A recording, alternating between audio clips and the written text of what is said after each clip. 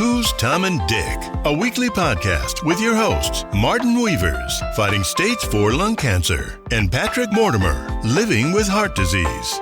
Why not grab yourself a cup of coffee, sit back, and enjoy the chatter as we discuss and share information, talking about tough subjects, and offering help, support, and motivation with a positive mental attitude.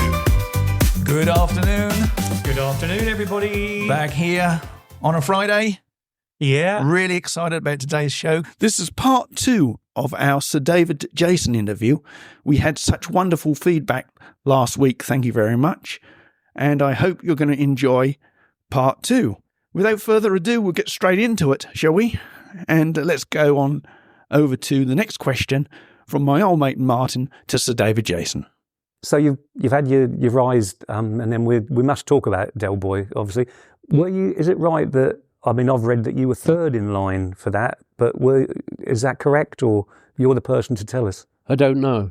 I really don't know. They say Jim Broadbent was always... That's right. Yeah, I did know.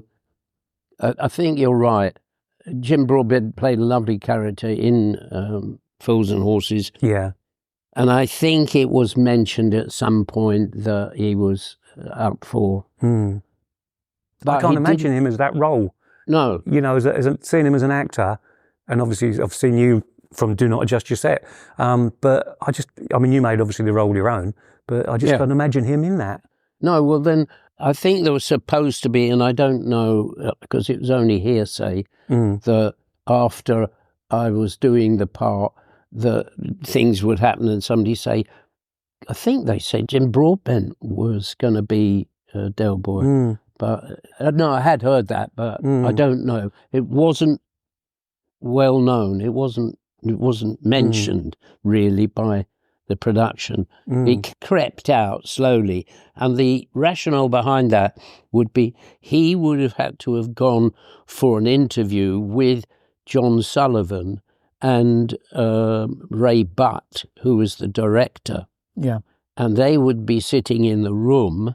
Because I went and did it, and ask you to read, and you would read a scene from the show as Del Boy, and so they would have done exactly what I did, and then John Sullivan and Ray Butt, the director, would say, "Thank you very much, very nice, lovely. We'll get in touch."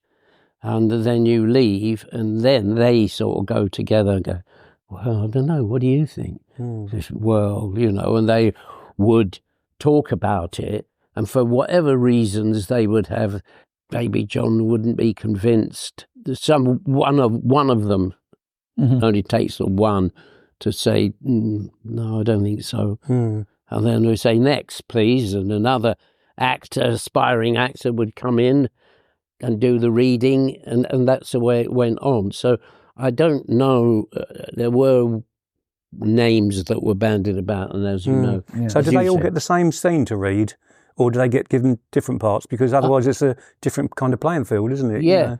No, I think you all read the same thing. And then what happened was I was called back another day to read with Nick Lyndhurst, who had already been cast. And I think the reason that Nick had got cast was, well, they were quite amused with his height, because John had written already in his mind, whether he'd written it, that Nick was not necessarily from the same parents, if you get my meaning. So he thought it was quite funny that I would, because I've been quite short and Nick being so tall, but there was, are you sure that your father was the same? You know, only you don't look, you look. So that was already in his mind, I think. So I was called back to read with him. Yeah. And the rest is history. It is. When you read that script, had you already developed the character Del Boy for that? No, so it changed. I knew he was London, and I knew obviously he was. I was told what he was. Yeah. He was a sort of Barraboy type was his upbringing, and he was in East London, and I was told all of this information. Yeah. And what happened was that I was given the script to sit outside the door that contained John Sullivan and Ray Butt. And so I was given the script that I was going to do for them, and so I could read it, and it was written in such a natural Cockney way that helped me, and I knew that what the character was because they told me. So, and then I honed it on my own experience. And one of the things that happened with that was that when I got the part, and we were a little while later coming into rehearsals, and we have this great big table with all of the actors for the series around it, or for the couple of episodes that you might be doing. And you read with listening to all the other actors who are playing their parts. You then can talk to wardrobe, makeup, and all of these people. And I got hold of John Sullivan, and I said, John, how did you visualise Derek Trotter? And he said, I saw this bloke. He said that I based him on, and he was about your height, but he got a big beer gut on him, and he was this and he was that. And I thought, I thought I could play it that way. I certainly could. So I just went away and thought about it, and I came back to see Sean, and I said, John, I don't see it that way. And the reason I didn't see it that way is because when I was an electrician, there was a guy that impressed me so much, I could not believe it. And what it was, this man, he was the owner. His father started the business, and they did all the work in all the East End pubs. And his father, he took him around to all these pubs, and this Derek Hockley was his name. I first met him when we did a quote for a job as electricians years before, and I couldn't believe it because this guy was immaculate.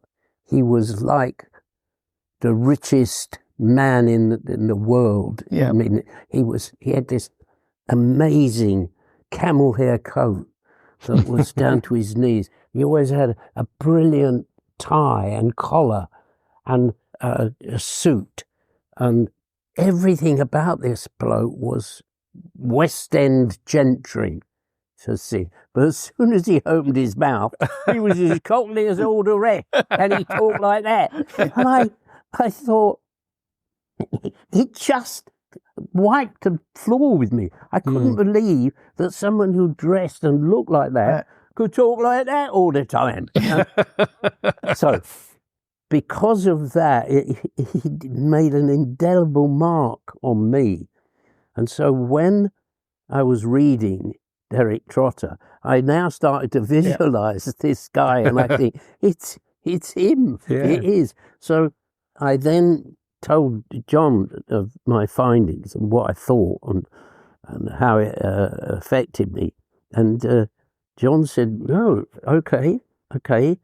It wasn't the way that I saw the character, but if that makes you happy, if that's the way you want to play it, yeah, okay. So that was the birth of, and then of course all the costumes were all, finessed around him. So instead of playing him as a scruffy character that dressed up to go to the pub at night, I played him like Derek Hockley. Yeah. And he had real trust in you, though, to do that, didn't he, really?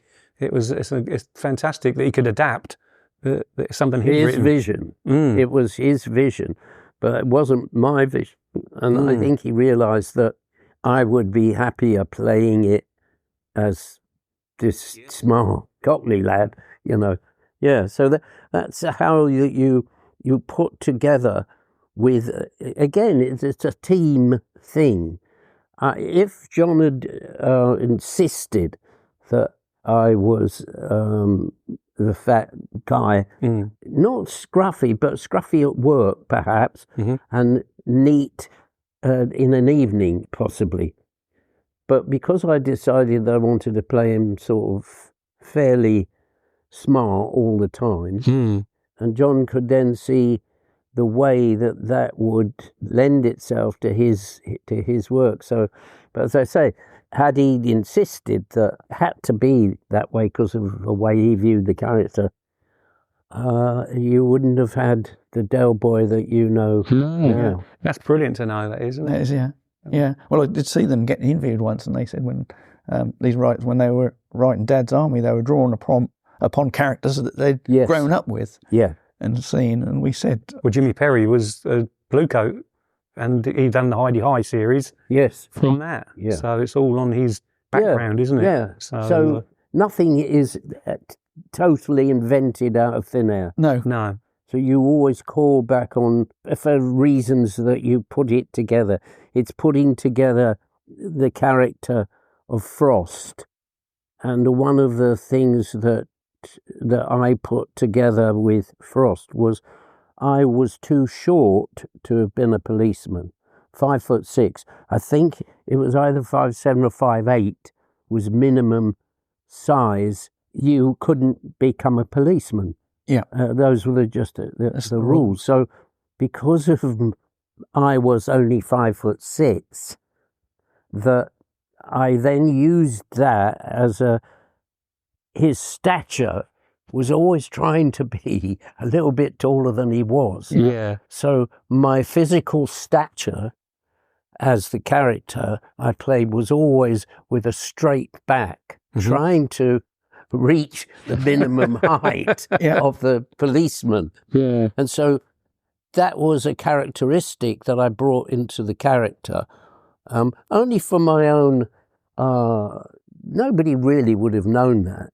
But I did, and I thought it was a way that I would invent this character of Frost. And so I think to be honest, the writer who wrote it envisaged Frost as being 5'8", 5'9", 5'10", or something, or 6 foot, or whatever it was.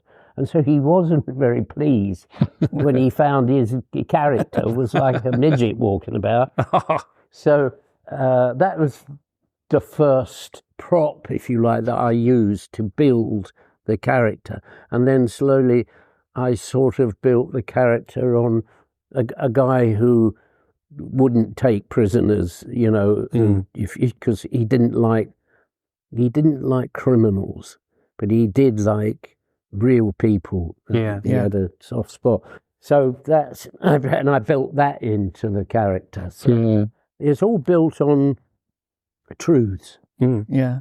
So that's how I put my characters together. I try to find a true way through for them. Do you have a favourite character that you've played? Well, yeah. I mean, obviously, Fools and Horses is, but before that, the one that I liked, I think, probably as much as Derek Trotter, was Scullion in Porterhouse Blue. And the reason for that was, again, it was an interesting character to play because he was ex-military and he was now in this job as a porter in a university. And I imagined that he wouldn't have been very happy to be out of the military, because I believed that he was so in love with the military that it would affect his personality. And so I designed him on being a man who would take orders. Yes, sir. No, sir. Love it. Would love it. But also very easy to give orders and like things set properly, because that's the way you do it. So they did it in the army. So yeah, it gave me a lot of satisfaction of putting that character together. And of course, not that I'm saying anything about it, but I did win my first BAFTA. Brilliant. Yeah. Yeah. It's strange when you talk about authors not necessarily liking their characters. I remember Lee Childs, who wrote... oh, yeah. What did he write? He wrote Jack Reacher. That's it, yeah. Who is a big, strong, tall man. And they cast Tom Cruise to play the part. Oh, who was my height. Yeah. Yeah. So, yeah, that's quite common. And I remember the old Westerns that they used to do. They made the doors smaller to make the cowboys look bigger. Yes. And things like that, which is quite interesting. Yeah. Didn't know that. Yeah. Yeah. That's interesting to hear about that. John Wayne was like 7'6". Yeah, well, Yeah. And he really had a presence. Yeah, he did. But the most talented ones were always of a small height. Yes. Yes. Which we draw a blank over. We won't mention that. No. One interesting fact I found out, your stage name. Yes. Now, you're a keen fan of Jason and the Argonauts. Yes, that's true.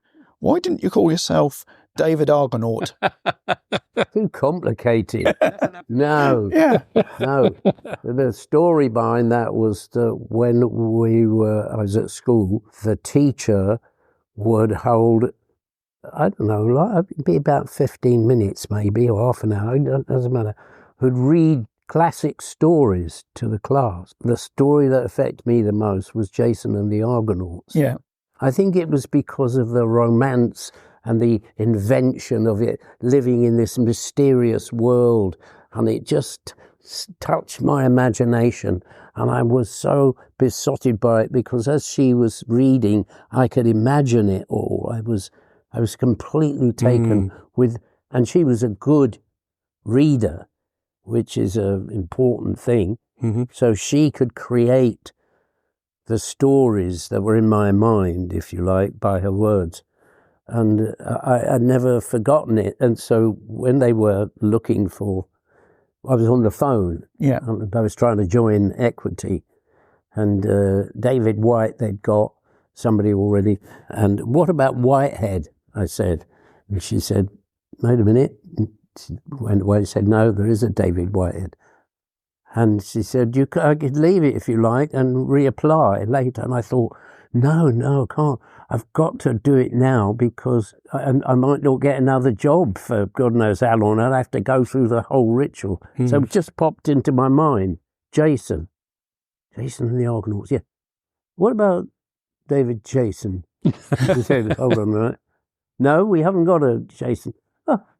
Could I have Jason then? He said, yes, okay. So then, David Jason. It's really strange, but that's the way you had to do it in those days. And See, you're drawing on your subconscious mind again. Yeah. Because the one thing in your mind that had the biggest impact suddenly sprung to mind. Yeah. And that's how you got your name. You're right. I never thought of that because, you see, you know these things. You're probably I'd say he's not pretty, right. not just a pretty face, but he's not even that, is he? No, he isn't. No. Glad you said that, not me. Thanks, Martin. Yeah. There you go. So, Sir David, are there any roles that you've seen on TV and you thought, oh God, I would love to have played that part, or you're more than happy with what you've done, obviously, but any roles you'd like to have done? No, I think I would love to have, in the early days, I would love to have made a Hollywood movie. Just it was one of those dreams that you have, and I would have loved to have just experience the whole thing of Hollywood. Just for no other reason really. Obviously, you'd hope that might establish you as a bit of a movie maker, but that never happened. And I'm not. It's just a little twinge. I wish that had happened, but I was so busy. I was doing major TV roles. I was really happy. But on the odd occasions, I did think that I would like to have done my stint in, Hollywood.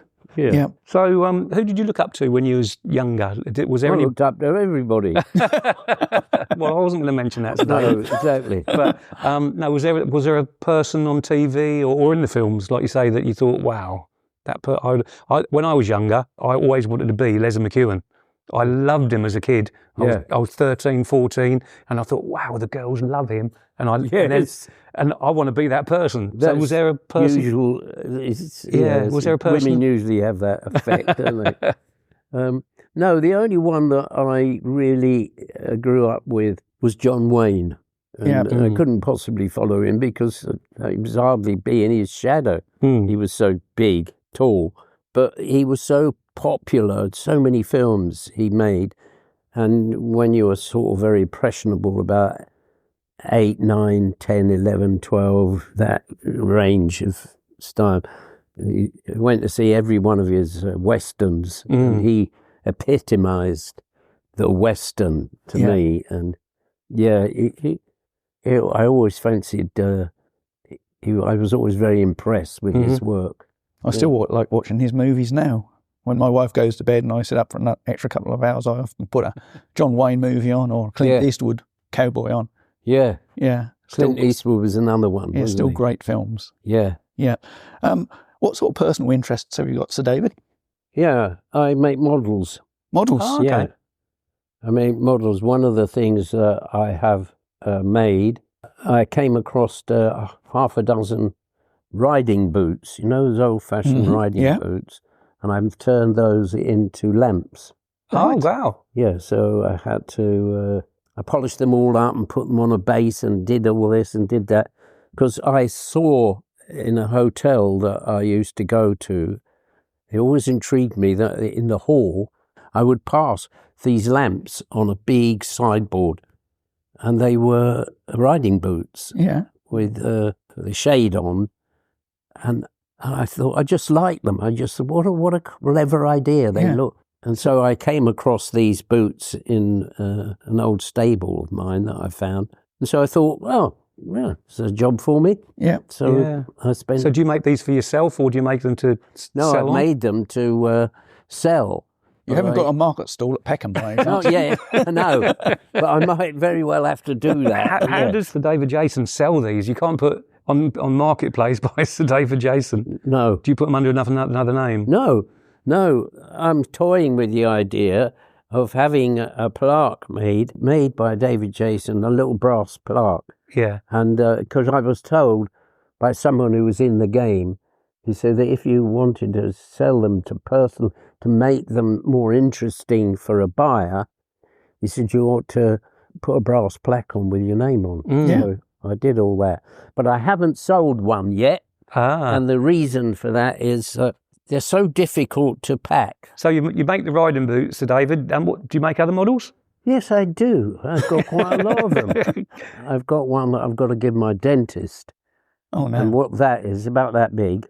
And what it is, man who's a dentist standing on the chest of a patient with a pneumatic drill in his hands. And when you turn the handle, his legs go up and his pneumatic drill goes like that. It's a bit of fun that I had because I had some work done on my teeth. Yeah. So when I found this model that I made, and I thought, what can I do with it? I know, I'll give it to the bloody dentist.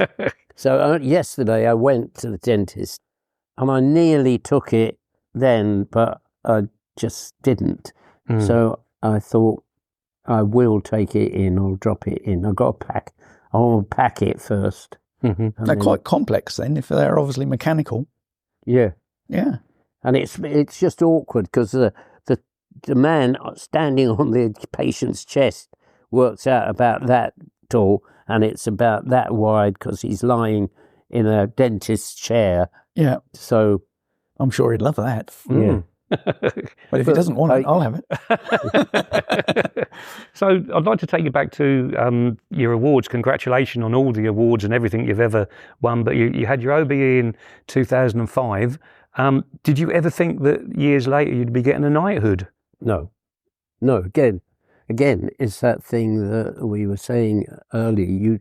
You don't do it for that. Just didn't occur to me. But that was it. That was as far as you go. And then suddenly I was presented with that. Again, lovely. Very proud of such an achievement. Oh wow, yeah. So did they write a letter to you to say that you're going to get this and you have to keep it secret? And, Yes. Yeah. Yeah, and also they ask you in a very nice way, your name has been put forward for this award. Would you be happy to accept it? If not, could you reply and saying thank you very much, but no thank you? So that's what happened. And so they said, if you agree to the award, you must not publicise it. You must keep it to yourself because it's the New Year's honours list and you just keep stum. Yeah. So, it was a lovely thing. I don't use it that often, meaning it's there it's Sir David Jason. If nobody remembers or doesn't use it, I don't bother. I think it's a mark of respect that you've earned it, and I think people, personally, I've been using it. I think you've earned it. Would you like to tell everybody about your latest book? That is it. I'll tell everybody next year. This time next year. Yeah. And it's not by Sir David, it says David Jason. Oh, yes, so he does. Yeah. Would you like to tell our listeners what this book's about? Yeah, that's the publishers like to have something to hang it on, meaning I'm so well known or the public are so well ingrained with the character of Derek Trotter that they would recognize that straight away. So the publishers would like to use the image of Derek Trotter so that people would go, oh, yeah, that's bloody Derek Trotter, that is, to help sell the book. So that's why it's that picture of me taken only last week, really. Yeah. Well, I got this for Christmas from my daughter, so I'm just finishing Bob Mortimer's autobiography at the moment, and I shall be going on to this next. Oh, good for you. Yeah. Yeah. And in fact, every Christmas my daughter's bought me your book, the 12 Dells of Christmas. Yeah. It was one of them, I remember, yeah. And that is the reason why the publishers wanted to keep it as close to Derek Trotter as they can. No, what happened was that it was so successful, the last couple of books, the 3 books, I think, or 4, I can't remember now. They approached me at the beginning of last year, would I like to write another one? And I said, well, no, I've run out of stories. And they said, no, you must have stories that, you haven't told, that they would be very interested in. So anyway, the long and the short of it was I hum and hawed for a while. And then I was going through some of my stuff at home and I came across a book that had been given to me by somebody in the hierarchy of the BBC. And I think it might have been David Hatch, who was a very good friend of mine, who was high up in the BBC. And he employed me in the early years of my career, and I did a number of radio series with him, and one was called The Jason Explanation. And what it was that all these writers that were working with in radio, they were coming up with sketches, and so it's about loosely my explanation of the world going round. So this week it's about dentistry, let's say. And so I would then pontificate about all the things we know about going to the dentist, what dentists say to each other, and etc. So it was loosely based on a subject. Yeah. And so this booklet was given to me by my friend who was producer at the BBC, and what it was dated 1947, and it was a booklet for writers, producers, directors at the BBC, and it was a guide to tell them what was banned, what they shouldn't use.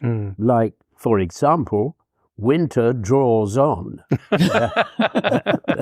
So I got this booklet that I'd found and I was reading, and I couldn't believe the extent to which the rules of the BBC were, and this was the guide. You're not allowed to use any reference for Germans, Jews, everything, you name it. And so you think, how on earth could anybody using this booklet work? And one of the reasons I explained is we don't do it now, which is a great shame. And what it is, the writers find that they are locked into you can't say that, can't say that, can't say that, you can't say that, and you can't say that. So how on earth can we do this? How can we write and obey the rules? In other words, be polite and be, not anti-religious and not homosexuality, and you don't mention that and all of that. And so I had this wonderful example of how writers would work. And what it was they had to submit their script to somebody high up in the BBC who would read it and make sure there's none of these rules in this booklet that were not being broken. So one of them was, in reading it was these two characters. And it said, hello, my name's Jules, and this is my friend Sandy. And, oh yes, and how are the lallies? And lallies, what are the lallies? Lallies are rhyming slang for legs. Oh, legs, okay. No, that's okay, that's okay. So anyway, they passed it, and because that's the way that it read. What they didn't realise was that when the actors got hold of it, it was, hello, my name's Jules, and this is my friend Sandy. Ooh, look at the lallies on there. Yeah. So that's how the writers got round the rules. And what it said to me was, it forced the writers to come up with a plan to get round. So it meant that we, the audience, were falling back laughing because we knew what it was all about. They never said, this is my friend Sandy, who is a homosexual. No, never said anything like that. They just did it. Yeah. Back there. And we, the audience, are going, these were a couple of queens. They are. And so it really, really impressed me that how to put rules in and then people, the human race will get round it. Yeah. And much to their success, because it was great. It appealed to the audience. It's still done today, isn't it? Because I took my grandchildren to see a pantomime, and there were some quite adult jokes in there, but they were swerving around. Yeah. The kids didn't get them. No. But the adults were sitting there, I know what you mean. Yes, exactly. Yeah. Yeah. Really clever. Yeah, they're still doing, you're quite right, Yeah. because I dug down to mine, and we were doing that, we were doing up to all those tricks. Yeah. Not as perhaps quite as big as they are now, but then in a small way. So your book is available on Amazon? Of course it is. It's available on all good bookshops? Yes, exactly. I have one last question. I don't know about you. I'm fine, yeah. Yeah, my last question, of all the roles you do you keep souvenirs of anything? I mean, do you keep Del Boy's coat? Do you keep anything, Frost's hat? Do you keep any souvenirs? Yeah. And are you allowed to tell us which ones? Because perhaps they have to go back to the props department. No, some of them do. Some of them, obviously. And it's not until you get to the end of the series and you're not doing any more, and you just say, what's going to happen to that? Like the coat, that first sheepskin coat, which I've got. And because it's all done its job and everything, I said, can I have one of those? Yeah, you can have it. So I had that. Then there's the cap and one or two other items. The rings I kept. The watch? No, I didn't keep the watch. No, because that was expensive. Oh, it really was it? Yeah, no, but it was BBC. Yeah. So there were some things that they would allow and some things they didn't.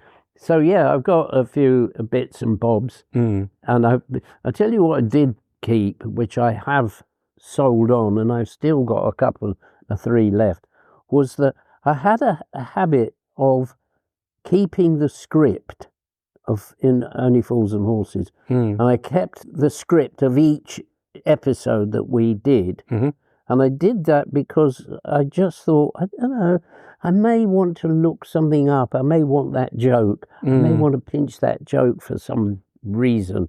So I always used to keep the copies of the script. Yeah. And so I had let some of them go. I've signed them. They went to the Only Fools and Horses Appreciation Society. I saw that you go to them sometimes. Yeah. So I did, some went to that, some went for charity.